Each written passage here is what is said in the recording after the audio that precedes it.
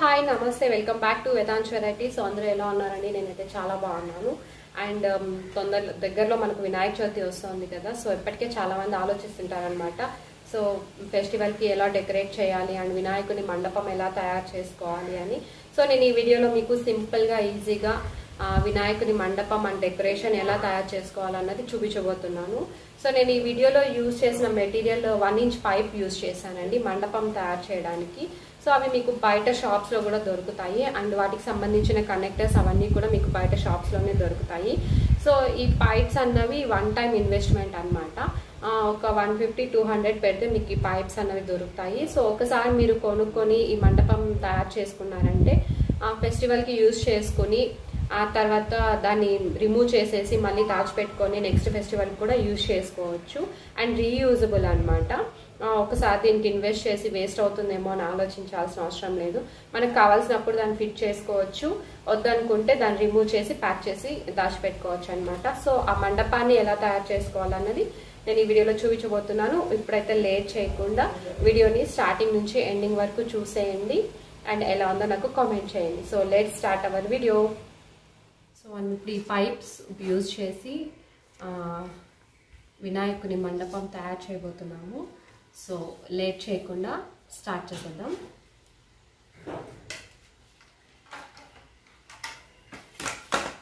So నేను ఇలాంటి పైప్స్ని equal సైజ్లో 8 పైప్స్ తీసుకున్నాను అనమాట.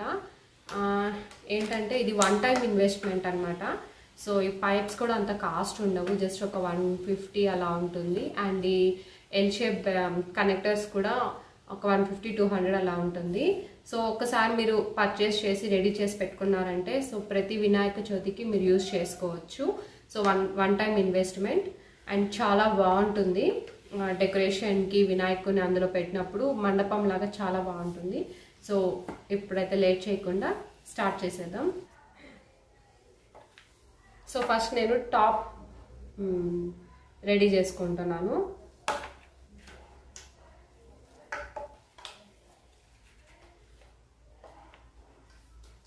సో మీకు ఇలా ఫిట్ చేసేటప్పుడు కన్ఫ్యూజన్ ఉంటే దీనిపైన 1, 2, 3 నెంబర్లు రాసుకోండి.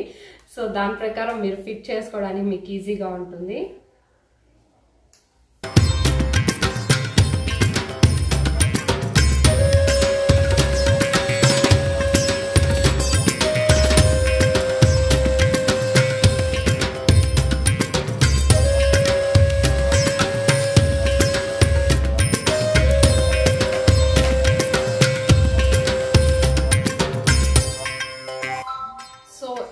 టైట్గా ఫిట్ చేసుకున్నాక మీకు ఇక్కడ స్టాండ్ అన్న వస్తుంది 4 సైడ్స్. ఈ 4 సైడ్స్ మనం కింద బేస్ స్టాండ్ పెట్టుకుంటాం అనమాట. ఇంకా ఒక 4 పైప్స్ వస్తాయి. సో అప్పర్ పార్ట్ రెడీ అయింది. సో దీనికి నేను ఇప్పుడు ఇంకొక 4 సైజు స్టాండ్ ఫిక్స్ చేస్తాను. సో మీరు ఈ 4 స్టాండ్స్ ఈక్వల్ లెంత్లో తీసుకోవాలి. నేను 1.5 ఫీట్ తీసుకున్నాను. సో మీకు ఎంత హైట్ కావాలో దాన్ని బట్టి మీరు తీసుకోవచ్చు అన్నమాట.